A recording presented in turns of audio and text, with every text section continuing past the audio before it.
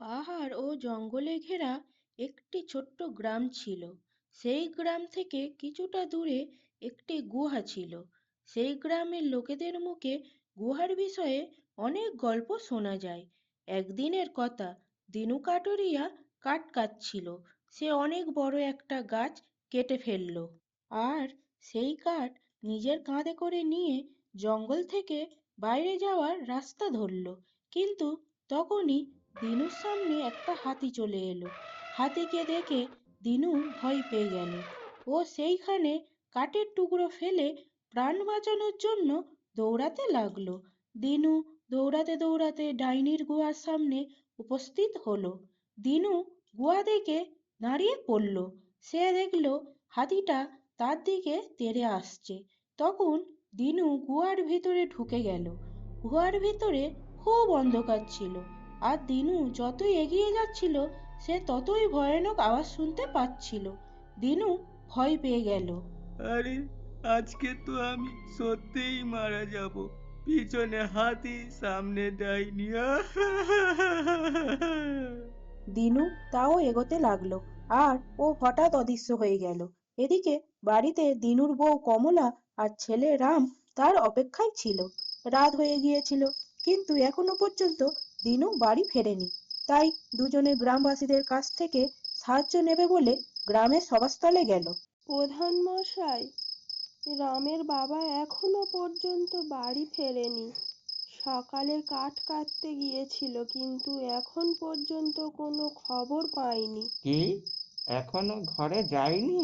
কিন্তু প্রধান মশাই, ওকে ডাইনি খেয়ে ফেলেছে।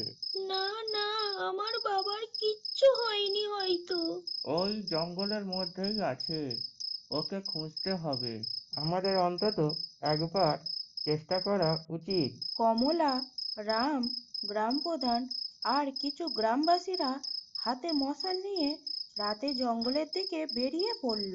দিনু, দিনু, দিনু, ও দিনু, কোথায় গেলে তুমি? বাবা, বাবা! তারা সারা জঙ্গল খুঁজে ফেলল। অনেকক্ষণ সময় কেটে গিয়েছিল, আর এখনো পর্যন্ত তারা দিনুর কোনো খোঁজ পায়নি। আমরা তো পুরো জঙ্গলটাই খুঁজে ফেললাম, আর একটাই সম্ভাবনা, হয়তো ডাইনিটা ওকে খেয়ে ফেলেছে। না, আমার বাবা বেঁচে আছে। হ্যাঁ হ্যাঁ রাম, তোমার বাবা বেঁচে আছে। আমাদের কি ডাইনির গুহায় যাওয়া উচিত? না না, তাহলে আমরা সবাই মারা পড়ব। হ্যাঁ, একদম না, আমাদের গ্রামে ফিরে যাওয়া উচিত। আমি ফিরে যাব না, আমি একাই ডাইনির গুহায় গিয়ে বাবাকে খুঁজে আনবো। রাম বাবা, ওই ডাইনির গুহা কিন্তু খুবই ভয়ঙ্কর। কথায় আছে যে ডাইনি সবাইকে খেয়ে ফেলে।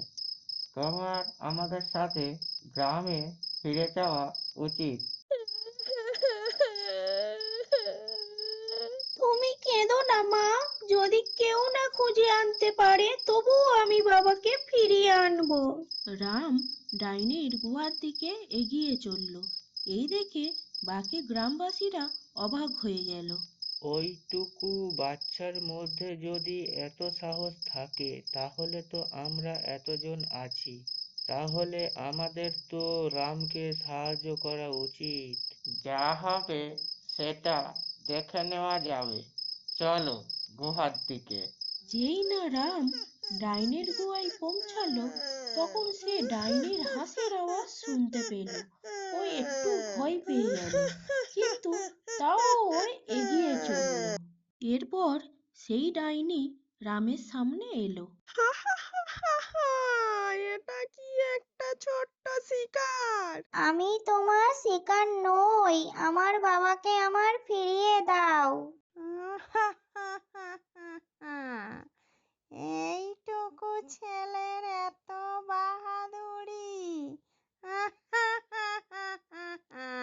সেই সময় কমলা আর গ্রামবাসীরা সেইখানে গিয়ে উপস্থিত হলো, আর তাদের দেখে ডাইনির হাসি থেমে গেল। মনে হচ্ছে তোমাদের প্রত্যেকেরই মরার খুব শখ। কে মারা যাবে আর কে বেঁচে থাকবে তা তো সময় বলে দেবে। সবাই ডাইনির দিকে এগিয়ে গেল। এই দেখে ডাইনি ভয় পেয়ে গেল আর পালাতে লাগলো। কিছু তো গন্ডগোল আছে, এ কিছুতেই ডাইনি হতে পারে না। তখন গ্রাম প্রধান আর গ্রামবাসীরা ডাইনিকে ধরে ফেললো। ডাইনি কাঁদতে লাগলো। আমি কোনো ডাইনি ফাইনি নই। আমি তো শুধু গুপ্তধনের লোভে পড়ে এইসব করছিলাম। আমাদের লোকেরা কোথায়? এইখানে নিচে। কমলা আর গ্রাম প্রধান ডাইনির সঙ্গে নিচে গেল আর তারা দেখলো যে নিখোঁজ হয়ে যাওয়া গ্রামবাসীরা মাটি খুঁজছে। রাম যেই তার বাবাকে দেখতে পেল অমনি তার বাবাকে জড়িয়ে ধরলো। বাবা, বাবা! রাম বাবা, এদের এটাই মনে হয় যে আমি একটা ডাইনি, এই জন্য এরা আমাকে ভয় পেয়ে আমার জন্য মাটি খুঁড়ছিল, যাতে এই গুহাতে লুকিয়ে থাকা গুপ্তধন আমি পেয়ে যাই। তুমি তোমার পাপের শাস্তি অবশ্যই পাবে। আর বাবা রাম, তোমার এই সাহসের জন্য আমরা নিখোঁজ গ্রামবাসীদের আবার খুঁজে পেয়েছি। তোমাকে অনেক অনেক ধন্যবাদ। রাম তার বাবাকে পেয়ে খুব খুশি হয়ে গেল আর কমলা তার ছেলের সাহস দেখে গর্বে বুক ভরে গেল।